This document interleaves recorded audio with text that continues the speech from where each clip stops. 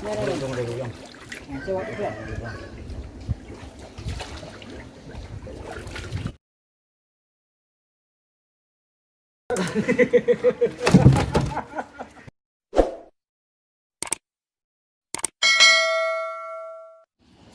warahmatullahi wabarakatuh.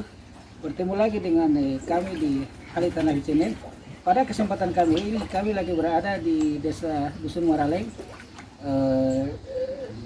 Desa Paupau, Kecamatan Tani Trilau, Kabupaten Baru. Pada kesempatan kali ini kami ingin mereview kepada sahabat-sahabat sekalian tentang bagaimana sistem pembibitan ikan lele yang dikelola di daerah Maraleng ini. Ini di hadapan kami ada 2 ekor bibit indukan, ini indukan. Nah, terus Pak, di sebelah kolam ini ada berapa banyak Pak bibitnya, indukannya? Kurang lebih 200 ekor Pak. Oh, sekitar 200 ekor ya? Besar-besar segini ini juga Pak? Iya begitu. Sini, suruh ke sini. Seperti ini juga besarnya Pak? Iya. Kalau di sebelahnya nada? Kayak begitu juga. Berapa ekor lagi? Di sini jantan, Oh, di sini jantan ya? di sini betina. Oh, jadi jantan di sini ada berapa ekor kira-kira Pak? Jantan kurang lebih 200 ekor Pak. Kalau betina aja? Betina kurang lebih 300 semua. Itu kira-kira Pak, kalau misalkan seandainya ini mau dibikin pembibitan Pak, itu bisa sampai berapa bibit bisa diproduksi Pak? Dari sesuai dengan pos untuk besarnya ikan Pak. Iya, iya. Ini kan sejenis yang panjang sekitar kurang lebih 70 ini. 70 ya? Kurang lebih 70 cm. Dia bisa menghasilkan kurang lebih taruhlah 60.000 ekor. 60.000 ekor benih, atau per telur 80.000. Biasanya jadinya 60 kalau anakannya. Dengan potensi kita punya indukan berapa tadi sini bibitnya? Ya, indukannya? Indukan betinanya di sini jantan Berapa banyak tadi sini? kurang lebih 300. 300 ekor ya? 300 ya. 300 ekor itu kalau dikira-kira Pak, bisa seandainya bisa produksi untuk bibit berapa banyak bisa didapat? Kalau 1 ekor berapa Pak? Kalau kita ambil kasar yang terendah saja, standar yang terendah. Biasanya kalau bibitnya anakannya atau telurnya Pak? Telurnya. Telurnya biasanya 80.000 ekor, 80.000 biji. 80.000 biji. Dari 80.000 Dan jenis besar gini. Iya. Dari taruhlah kita ambil Pak ukuran taruhlah 60.000 lah. 60.000. Kita ambil standar. Dari 60.000 itu bisa jadi untuk biaya anak kan berapa banyak kira-kira Pak? Jadinya anaknya Pak. Iya, anakannya. Anakannya itu kalau bagus dia tutasnya atau daya hidupnya di Pendederang biasanya capai 50.000. 50.000. Ya taruhlah kalau kita kali-kali ya Pak, ini matematika sederhana kita pakai. 50.000 berarti kalau 10 itu kan berarti sudah 500.000. 500.000. Berapa rasa di Pak di sini? 300. 300 berarti 10 50.000, 10 500.000, 105 juta kali 8 karena 80. Lumayan ya. Sekitar 40 juta Pak. Iya. Itu kira-kira kalau 40 juta itu Pak, luas empangnya berapa itu kalau misalkan ditebar di empang ini? Biasanya kan Pak sekaligus dipijakan Pak. Ya, maksudnya kalau Tidak sekaligus dipijakan, jadi sesuai dengan pesanan juga. Artinya kalau petani pesan 2 pasang, taruhlah 4 induk, 4 induk, 1 jantan 1 betina, jadi 4, ada 4 di situ semua. Biasanya itu saya tetaskan.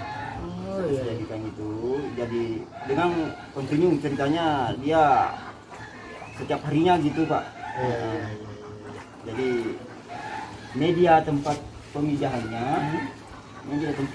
di dalam ruangan, dalam rumah ini. Jadi Pak, ini kita cerita-cerita kalau misalkan biasanya ya Pak, kalau luas empang itu taruhlah 1 hektar itu Pak bisa ditabur benih berapa banyak? Kalau 1 hektar? Dari sesuai dengan kedalaman airnya, lokasi ya, airnya lokasi itu bisa ditebar kurang lebih 100.000 ekor. 100.000 ya. 100.000 ekor kalau 1 hektar. Dan sesuai dengan kemampuan pakan juga. Kemampuan pakan juga ya, karena 1 hektar itu harus bisa 100.000 ya. Berarti kalau hitung-hitung kasar saja nih Pak, kalau 1 juta ekor itu berarti sudah harus 10 hektar ya. Baratnya itu sebenarnya sih kalau betul-betul bagus permintaan sebenarnya dalam provinsi, luar provinsi bisa dilayani sih. Selama ini Pak yang ngambil bibit dari mana-mana saja? Pada saat posisi normal dulu sebelum adanya COVID ini? Pangkep, Pangkep? Pangkep, dari Padang Pangkep. Tapi di sana orang pakai media apa nama di pekarangan. Sekarang ini tren juga di pekarangan, di ternak pekarangan rumah. Ya, dengan sesuai dengan ukuran benih juga.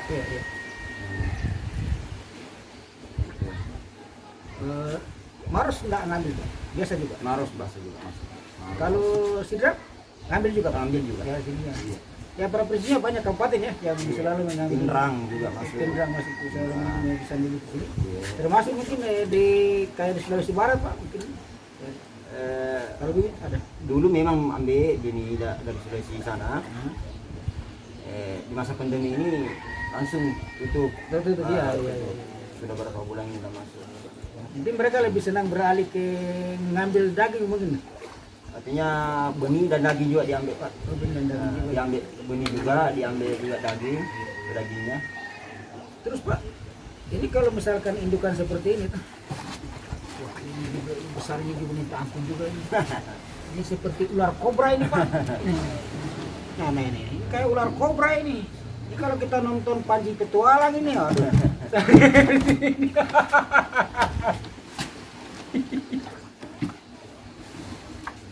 Coba ambil kamera sini. Kita belajar dulu nih. Pegang-pegang ini. Ini kalau biasa saya nonton channelnya Panji Petualang itu pas saya lihat dia pegang ular kobra. Jadi waktu pandemi terjadi Pak, ceritanya ini bibit tetap dipertahankan dengan ini. Dapat. Harus dikasih makan ya. Karena saya dia kaget tadi. Tahu saya sih di sini bibitnya cukup banyak, ternyata masih ada semua ya. Lalu Pak, ini dalam kurun 1 tahun normalnya berapa kali dilakukan pemijahan untuk ikan lele? Di sini Pak tidak ada tidak ada istilah musim. Artinya musim penghujan, musim kemarau tetap berjalan. Karena soalnya ada juga yang kalau di bagian kalau bagian tambak, peternak tambak itu musim hujan memang bagus artinya di sini, karena di sini kan tak ada hujan saja. Tetapi ada di belakang itu peternak yang saya bilang tadi itu di media di pekarangan, di pekarangan rumah itu dia ambil dari musim kemaraunya. Dia apa dia pakai kolam Pak? Atau dia pakai tenda atau kadang sejenis kolam terpal. Kolam terpal ya. Kolam kolam tembok. Kolam ini sini. Biasanya. Jadi tidak ada istilah saya bilang tadi itu putus-putus. Jadi produksinya tetap terus jalan dalam 1 tahun. Permintaannya seperti kapan ada permintaan dibijakan lagi. Makanya ini harus dijaga terus kualitasnya Pak, supaya dia punya kualitas telurnya akan menjadi bagus. Oke sahabat-sahabat sekalian, ini di dalam ini kalau di luar tadi kita sudah melihat bagaimana indukannya begitu banyak. Berapa tadi Pak jantannya di luar sana? Kurang lebih 200 ekor. Ada 200 ekor, terus betinanya ada berapa lagi? Lebih 300. Jadi betina ada sekitar 300, terus jantannya 200. Nah di dalam ini hasil yang sudah dipijak. Ini sudah umur berapa hari nih Pak? Umurnya baru sekitar 15 hari. 15 hari. Ini sudah siap mau dipasarkan sebenarnya. Ada yang sudah pesan. Terus kalau yang sana itu Pak, apa itu? Coba bisa. Itu telur. Telurnya ya. Oh itu sudah yang dijual tadi Pak, sudah bertelur itu? Iya. Tapi masih di berapa lama Pak dia di situ? Paling di situ 24 jam saja Pak. 24 jam dipindahkan. Ini ada telur berapa ekor ya Pak yang dipijak di sini? Ini yang empat kakabang ini ada 1 pasang induk, 4 kakabang, 3 kakabang buka, 1 induk. Jadi di sana adalah larva.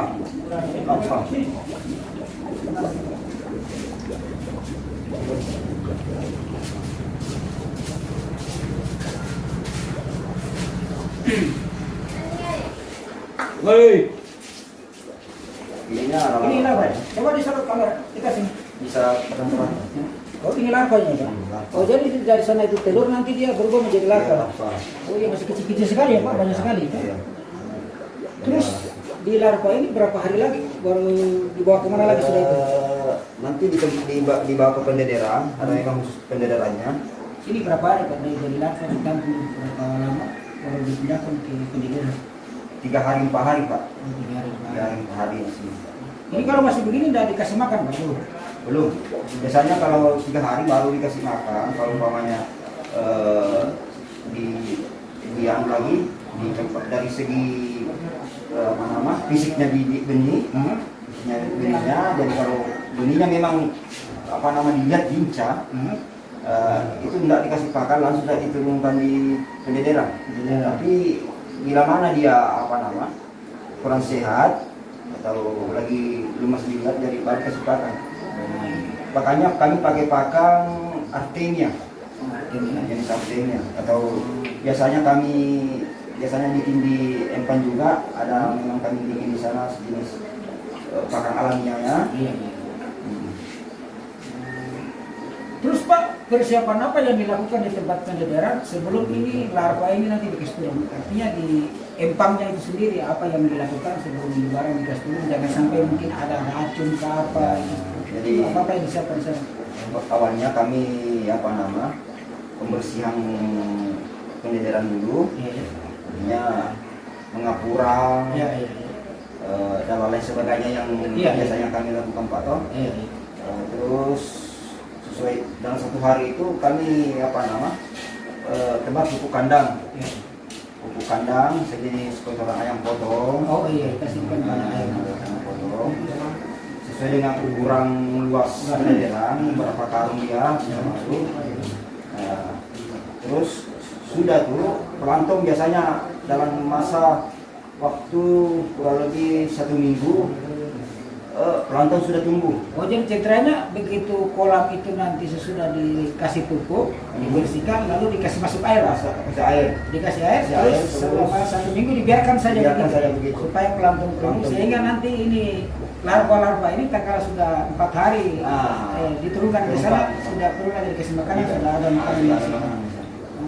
Berarti menghemat biaya juga. Iya. Nah, terus Pak dari setelah 4 hari terus diturunkan itu berapa lama lagi disimpan di pendederan ini? Baru dikasih kembali di sini untuk dilepas dijual. Sesuai dengan pesanan, sesuai dengan ukuran pesanan. Umuran lamanya dipelihara berapa lama? Umurannya itu saya kira sesuai dengan pesanan. Biasanya orang pesanannya 1 cm, 2 cm. Itu berapa hari? Itu hari-hari sekitar 15 hari itu Pak. Oh 15 hari. 15 hari, kurang lebih 15 hari. Taruh 18, biasanya 18 hari. Nanti tinggal diambilkan itu. Kalau ukurannya sekitar 35 atau 35 cm, biasanya itu 20 hari. 20 hari. Iya, kalau itu 20 hari. Mana Pak yang lebih ideal sebenarnya? Apa kita melihara yang masih umur kecil atau yang sudah berapa tuh 35 hari ya? Iya. Lalu dalam kalkulasi hitung-hitungan ekonominya kan, apakah lebih bagus kita ngambil yang masih usia yang 15 atau kita ngambil yang sudah usia di atasnya? Berdasarkan pengalaman ceritanya. Iya. Sesuai juga dengan bersihnya lokasi penyebaran benih jadinya juga kan. Sesuai dengan juga kalau lokasinya bersih, bebas dari hama, jadi itu bisa benihnya dari ukuran 1-2 bisa. Bisa 1 cm Pak. Bisa. Tapi kalau umpamanya petani ada hama-hama yang ini masih terus dia biasanya ambil yang lebih dari itu. Lebih besar. Artinya kalau lahan pendederan itu kolam itu dipastikan bersih dari hama, biar 1-2 cm tidak ada masalah. Tapi kalau diragukan bahwa masih ada hama dan lain sebagainya, dia bisa ambil yang lebih besar seperti itu. Tapi tidak tergantung kejadian petani juga dalam pendederan. Kan posisinya kan tergantung bagaimana di. Oke, sahabat-sahabat sekalian. Pada prinsipnya sistem budidaya bibit ikan lele di Dusun Morale yang dikelola oleh beliau ini dia lebih dikenal dengan nama Amir Lele. Itu partainya sudah besar karena bibitnya bibit jantannya ada 200 ekor, terus bibit betinanya ada 300 ekor. Dengan kalkulasi kira-kira kalau betul-betul diproduksikan semua itu bisa menghasilkan bibit sampai sebanyak 40 juta. Jadi bagi sahabat-sahabat ingin membutuhkan bibit ikan lele terkait dengan budidaya untuk daging ikan lele, bisa berhubungan langsung dengan beliau. Nanti kami akan meletakkan nomor komunikasi beliau di jalur di channel kami. Nanti bisa dilihat lengkap dengan namanya. Sebab produksi bibit ikan lele yang beliau kelola di sini ternyata bisa sampai pada partai yang besar sekali. Hanya tergantung pemijahan itu dilakukan, tergantung adanya permintaan yang masuk. Jadi kalau permintaannya itu dengan skala yang besar, maka bisa dilakukan pemijahan dengan skala yang besar. Kalau permintaannya juga skala terbatas, maka pembibitannya juga disajikan dengan skala terbatas. Jadi semua pengembangan pembuatan ikan lele yang dikembangkan oleh Pak Amir ini itu bergantung kepada permintaan pasar.